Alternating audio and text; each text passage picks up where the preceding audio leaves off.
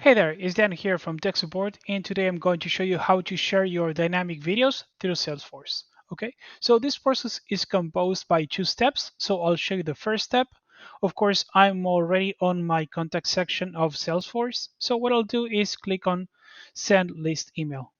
Right now, I only have one recipient, which is basically placed there for the sake of the example, and I'm going to go to my dynamic videos campaign. I'm going to click on share campaign, and I'll have this modal coming up. So I'll need to type Salesforce. Okay.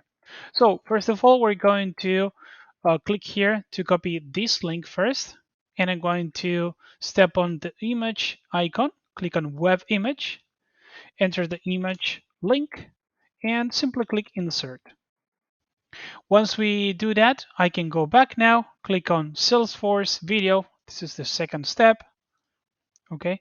And if you make just a single click here, you'll notice that this dot line will come up, which means, of course, that we have selected the thumbnail or the image. So we can now click on here on link and paste the link URL one more time. We can just put here any word actually, picture, click on save. Okay. So now I can actually first, let me put a subject, test 101. Okay. So of course, whenever I'm testing this, you'll notice that I will only see the original video, the one that I used here in the background, right?